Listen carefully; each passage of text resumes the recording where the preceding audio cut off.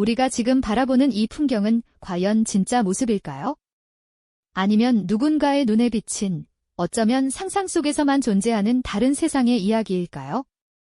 조선시대의 많은 화가들이 붓구두로 담아냈던 수많은 산수화들은 말이죠. 단순히 아름다운 자연을 옮겨놓은 것이 아니었습니다. 그 안에는 당시 선비들의 이상과 관념, 염원이 투영되어 있었죠. 마치 저 멀리 어딘가 꿈처럼 아득한 이상향을 그리는 듯한 그림들이 줄을 이루었던 겁니다. 하지만 여기 조선의 진짜 풍경을 담아내기 위해 온 힘을 다했던 한 화가가 있습니다. 그의 붓끝에서 조선의 산천은 단순한 그림을 넘어 살아 숨쉬는 철학이 되었죠. 오늘 우리는 그 위대한 여정을 함께 떠나보려 합니다. 겸재정선, 그의 그림을 통해 우리가 미처 알지 못했던 우리 땅의 깊은 의미와 그 속에 담긴 조선인의 정신을 마주하게 될 겁니다. 단순히 그림을 감상하는 것을 넘어 한 예술가의 치열한 고뇌와 새로운 시도, 그리고 시대를 초월한 통찰력을 이해하는 귀한 시간이 되리라 믿습니다. 자, 그럼 이제 겸재정선이라는 이름 앞에 숨겨진 이야기의 첫 장을 함께 열어볼까요? 조선시대 초기 화단은 중국의 영향을 강하게 받았습니다. 특히 중국 남종화풍의 관념 산수화가 대세를 이루었죠. 안견의 몽유도원도처럼 실제 눈앞에 펼쳐진 풍경이 아닌 머릿속에서 재구성된 이상적인 경치를 그리는 것이 일반적이었습니다. 구름이 자욱하고 안개가 피어오르는 몽환적인 산수, 부드러운 필치로 그려진 유려한 계곡들. 이런 그림들은 당시 선비들이 추구하던 탈속적인 삶과 자연에 대한 철학을 반영하고 있었죠. 하지만 조선의 산천은 중국의 것과는 확연히 달랐습니다. 웅장하면서도 역동적이고 때로는 거칠고 투박한 기운이 넘쳐 흘렀죠. 그럼에도 불구하고 왜 조선의 화가들은 이토록 독자적인 우리 땅의 아름다움을 외면한 채 중국의 그림을 답습하는 데만 몰두했던 걸까요? 과연 그들은 조선의 산과 강에서 아무런 영감도 얻지 못했던 것일까요? 바로 이 지점에서 한 젊은 화가의 의문과 고뇌가 시작됩니다. 겸재정선은 1676년 한양의 유서 깊은 양반 가문에서 태어났습니다. 그는 어릴 적부터 그림에 남다른 재능을 보였지만 당시 화단에 만연했던 중국풍의 관념 산수화에 만족하지 못했습니다. 책상에 앉아 이상적인 풍경을 그리는 대신 그는 창밖으로 보이는 북악산과 인황산, 그리고 한양 주변의 실제 풍경들의 시선을 빼앗기곤 했죠. 젊은 정선의 눈에 비친 조선의 산천은 그림 속의 부드럽고 몽환적인 풍경과는 사뭇 다른 모습이었습니다. 비 온 뒤 묵직하게 내려앉은 인황산의 바위들, 굽이굽이 흐르는 한강의 물줄기, 사계절마다 다채롭게 변화하는 자연의 생동감은 그에게 깊은 인상을 주었습니다. 그는 스스로에게 질문했을 겁니다. 왜 우리 눈앞에 펼쳐진 이 진짜 아름다움을 그림에는 담아내지 못하는 걸까? 정선은 단순한 풍경을 넘어 그 안에 깃든 우리 땅의 기운과 정신을 포착하려 애썼습니다. 그의 붓은 그저 캔버스 위를 유영하는 것이 아니라 조선의 바위와 나무, 물줄기 하나하나에 생명을 불어넣는 듯했죠. 이처럼 관념의 틀을 깨고 진실을 향해 나아가려는 그의 치열한 노력은 훗날 진경산수화라는 독자적인 화풍을 탄생시키는 위대한 출발점이 됩니다. 과연 그는 어떤 과정을 통해 조선의 산천을 가장 조선답게 그려낼 수 있었을까요? 그의 붓끝에서 펼쳐질 새로운 세상은 또 어떤 모습일까요? 그 이야기는 이제 막 시작되었을 뿐입니다. 그가 마주한 조선의 산천, 그리고 그 안에서 피어난 예술로는 과연 어떤 모습으로 우리에게 다가올까요? 겸재정선은 마침내 그 해답을 찾기 위해 붓과 먹을 들고 직접 조선의 땅을 밟기 시작합니다. 그 중에서도 그의 예술 세계에 가장 큰 전환점이 된 곳은 바로 금강산이었죠.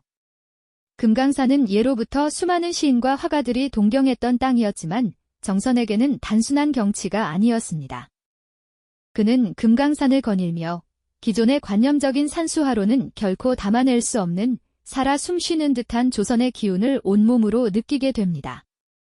금강산 곳곳을 직접 발로 밟고 바위에 앉아 웅장한 봉우리와 힘찬 물줄기를 응시하던 정선의 눈에는 중국의 화법으로 그려진 이상적인 풍경화들이 얼마나 실제와 동떨어져 있었는지 비로소 선명하게 보였을 겁니다. 마치 서양의 화가가 동양의 산을 그리면서 실제 보지 않고 그저 책에서 본 이미지로만 상상해 그리는 것과 같았을 테니까요. 금강산의 기암괴석은 뾰족하고 날카롭게 솟아있었고 계곡의 물은 거침없이 쏟아져 내리는가 하면 때로는 부드럽게 감싸 안는 신비로운 자태를 뽐냈습니다. 이 모든 생생한 순간들이 정선의 마음에 깊은 울림을 주며 그에게 새로운 화법의 필요성을 절감하게 만들었죠. 그는 기존의 화법을 과감히 벗어던지고 오직 자신의 눈으로 본 조선의 산천을 가장 조선답게 표현하기 위해 고뇌했습니다. 이는 단순히 그림 기술의 변화를 넘어 조선의 정신을 부두로 담아내려는 치열한 철학적 시도였다고 할 수 있습니다. 오랜 시간 중국의 화풍에 갇혀있던 조선의 그림에 비로소 우리 고유의 숨결을 불어넣는 위대한 작업이 시작된 것이죠. 정선은 금강산의 봉우리들을 마치 붓을 세워 찍어 올린 듯한 수직적인 필치로 표현하거나 바위의 질감을 거칠고 힘찬 붓질로 생생하게 묘사하는 등 이전에는 볼 수 없었던 독자적인 필법을 창조해냈습니다. 이러한 그의 예술적 여정에는 스승 김창읍과 평생지기 친구 이병연 같은 당대 최고의 지식인들과의 교류도 큰 영향을 미쳤습니다. 그들은 정선에게 단순한 그림 기술을 넘어 조선의 자연과 정신에 대한 깊이 있는 통찰을 나눌 수 있는 지적인 동반자였죠. 특히 이병연은 정선이 그림을 그릴 때마다 시를 짓고 정선은 그 시의 정취를 그림으로 표현하는 등 서로에게 영감을 주고받는 관계였다고 합니다. 이러한 교류 속에서 정선은 자신의 예술적 신념을 더욱 확고히 다져나갈 수 있었던 것이 아닐까요? 정선은 이처럼 조선의 산천이 가진 진정한 아름다움을 발견하고 화폭에 담아냈습니다. 하지만 그의 그림은 단순히 눈에 보이는 풍경을 재현하는 것에 그치지 않았다는 사실 알고 계셨나요? 겸재정선의 붓끝에는 조선의 땅이 품고 있는 지기와 선비의 정신, 나아가 우주를 이해하려는 깊은 철학적 통찰이 함께 숨쉬고 있었죠. 이제 그 비밀스러운 이야기 속으로 더 깊이 들어가 볼까요? 정선의 대표작들을 통해 그림 속의 단순한 풍경 묘사를 넘어선 깊은 철학적 메시지가 어떻게 스며들어 있는지 함께 파헤쳐 볼까요? 먼저 비 내린 뒤 안개 자욱한 인황산의 묵직한 기운을 담아낸 긴황제색도를 살펴보겠습니다. 이 그림은 단순히 장엄한 자연 풍경을 그린 것을 넘어 화가 정선의 깊은 인간적인 고뇌와 염려가 고스란히 배어 있다고 합니다. 그림이 완성될 무렵 정선의 오랜 친구이자 예술적 동반자였던 이병연 선생은 병마와 싸우며 위태로운 시간을 보내고 있었죠. 정선은 비 온 뒤 인황산에 굳건하면서도 어딘가 애처로운 모습에서 마치 병든 친구의 모습을 투영했던 것은 아닐까요? 먹색에 짙고 옅은 농담 변화를 통해 습기와 안개, 그리고 바위의 단단한 질감을 표현하면서도 동시에 친구를 향한 걱정과 안타까움, 그리고 병을 이겨내길 바라는 간절한 마음까지도 붓끝에 실어낸 듯합니다. 단순히 자연을 모사하는 것을 넘어 화가 내면의 감정과 시대의 아픔까지도 함께 담아내려 했던 그의 예술혼이 느껴지는 대목이죠. 인황산의 굳건한 바위산은 병마와 싸우는 친구의 의지를, 흐릿한 안개는 그를 둘러싼 불확실한 상황을 은유하는 듯 보입니다. 이처럼 정선은 자연의 모습을 빌려 인간의 희로애락을 표현하는 진정한 예술가였던 것이죠. 그의 또 다른 역작, 금강전도는 어떠할까요?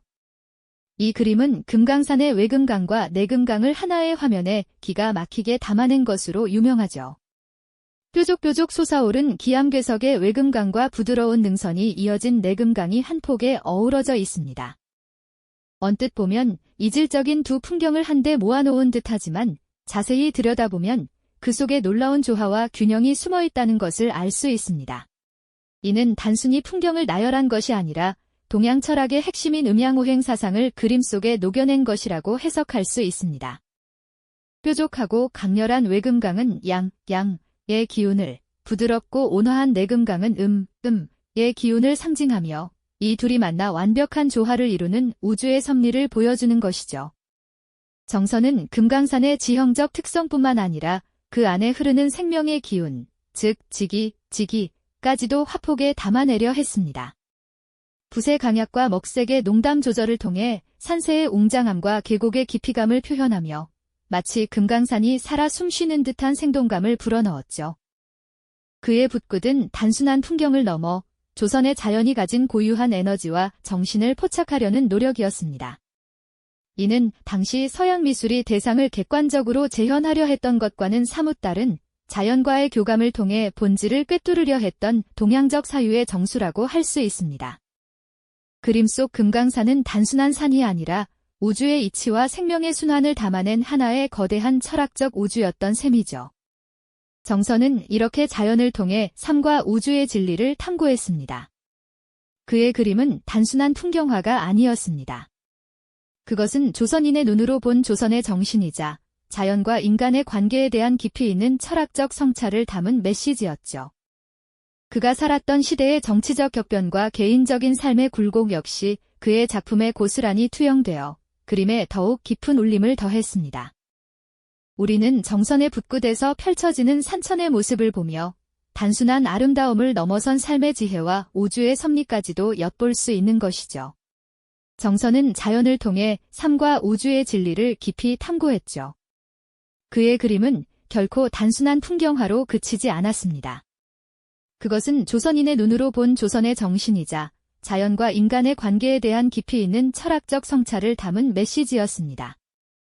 그가 살았던 시대의 정치적 격변과 개인적인 삶의 굴곡마저 그의 작품에 고스란히 투영되어 더욱 깊은 울림을 더했으니 말입니다. 우리는 정선의 붓굿에서 펼쳐지는 산천의 모습을 보며 단순한 아름다움을 넘어선 삶의 지혜와 우주의 섭리까지도 엿볼 수 있는 것이죠. 겸재정선이 열어젖힌 진경산 수화는 단순한 한 개인의 예술적 시도를 넘어 조선 후기 화단의 거대한 파동을 일으켰습니다. 그의 혁신적인 붓굿은 당시 화가들에게 조선의 산천을 새롭게 바라보는 눈을 선물했죠. 정선 이후 많은 화가들이 그를 따르며 우리 땅의 모습을 화폭에 담아내기 시작했습니다. 이들은 스승의 정신을 이어받아 조선 고유의 미감을 더욱 깊이 탐구하며 진경산 수화의 지평을 넓혀나갔죠. 김홍도나 강세황 같은 거장들 역시 정선의 영향 아래 각자의 개성을 꽃피웠으니 정선이야말로 조선 회화사의 물줄기를 바꾼 선구자라고 할 수 있습니다. 그의 그림은 단순히 경치를 묘사한 것이 아니었습니다. 조선의 땅이 품고 있는 지기와 그 속에서 살아가는 사람들의 정신을 응축한 것이었죠. 겸재의 붓은 금강산의 웅장함을 통해 자연의 숭고함을 노래했고 인황산의 묵직함을 통해 선비의 굳건한 기상을 표현했습니다. 이는 곧 조선인의 정체성과 자연에 대한 깊이 있는 이해를 집대성한 문화유산으로 자리매김하게 된 것이죠. 정선이 남긴 진경산 수화는 수백 년의 시간을 넘어 오늘날 우리에게도 여전히 살아 숨쉬는 귀한 메시지를 전하고 있습니다. 그의 그림 속에서 우리는 과거의 풍경을 보지만 동시에 현대도시의 삭막함 속에서 잃어버렸던 자연과의 교감을 다시금 깊이 느끼게 됩니다. 바쁘게 흘러가는 일상 속에서 잠시 멈춰서서 우리 주변의 산과 강, 그리고 하늘을 다시 한번 돌아보게 만드는 강력한 힘이 있다고 할까요? 마치 그가 붓으로 우리에게 이 땅의 진정한 아름다움을 보라고 속삭이는 듯합니다. 그의 그림은 단순한 옛 그림이 아닙니다. 그것은 조선의 자연을 통해 삶과 우주의 진리를 탐구했던 한 위대한 예술가의 철학적 여정이 담긴 기록이죠. 정선의 붓굿에서 탄생한 진경산 수화는 우리에게 이 땅의 가치와 우리가 자연과 어떻게 관계 맺어야 하는지에 대한 깊은 성찰을 던져줍니다. 우리가 잊고 지냈던 우리 땅의 아름다움과 그 속에 깃든 정신을 다시 일깨워주는 소중한 유산인 것이죠. 그의 그림을 통해 우리는 비로소 조선의 정체성을 온전히 마주하고 나아가 우리 자신을 돌아볼 수 있게 됩니다. 이처럼 정선의 예술은 시대를 초월하여 우리의 마음속에 깊은 여운을 남깁니다. 그의 붓이 그려낸 풍경은 단순한 그림을 넘어 조선인의 삶과 정신, 그리고 자연의 섭리를 담아낸 거대한 이야기입니다. 우리는 그의 그림을 통해 수백 년 전 조선의 화가가 붓으로 전한 자연의 이야기가 어쩌면 지금 이 순간 우리가 가장 필요로 하는 진정한 삶의 철학을 담고 있는지도 모른다는 깨달음을 얻게 됩니다. 당신의 눈에 비친 이 땅의 풍경은 과연 어떤 이야기를 전하고 있나요? 수백 년의 시간을 넘어 정선의 붓굿에서 피어난 진경산 수화는 그저 한 시대의 유행으로 스쳐 지나가는 그림이 아니었습니다. 오히려 그가 심어놓은 조리 땅을 우리 눈으로 보라는 예술적 씨앗은 조선 후기 화단에 깊이 뿌리내려 새로운 싹을 틔웠죠. 그의 독창적인 시선과 감각적인 기법은 수많은 후대 화가들에게 강렬한 영감을 주었고 그들 역시 각자의 개성을 담아 조선의 산천을 화폭에 담아내며 진경산수화의 맥을 굳건히 이어갔습니다. 정선이 열어젖힌 새로운 예술의 문을 통해 조선의 화가들은 비로소 중국의 아득한 이상향이 아닌 발 아래 펼쳐진 현실의 아름다움과 그 속에서 발견하는 깊은 철학적 의미에 주목하기 시작한 것이죠. 그의 그림은 단순히 눈에 보이는 아름다운 풍경을 담아낸 것을 넘어 조선인의 자연관과 세계관을 집대성한 하나의 거대한 서사였습니다. 웅장한 금강산의 기암괴석이 뿜어내는 기세와 안개 자욱한 인황산의 묵직함 속에는 자연의 섭리를 겸허히 이해하고 그 안에서 인간의 도리를 찾으려 했던 선조들의 깊은 정신이 고스란히 배어 있습니다. 정선은 붓을 들어 산과 강을 그렸지만 사실은 그 안에 조선이라는 땅의 굳건한 혼과 기상, 그리고 그 땅을 살아가는 사람들의 꿈과 희망을 고스란히 그려 넣었던 셈이죠.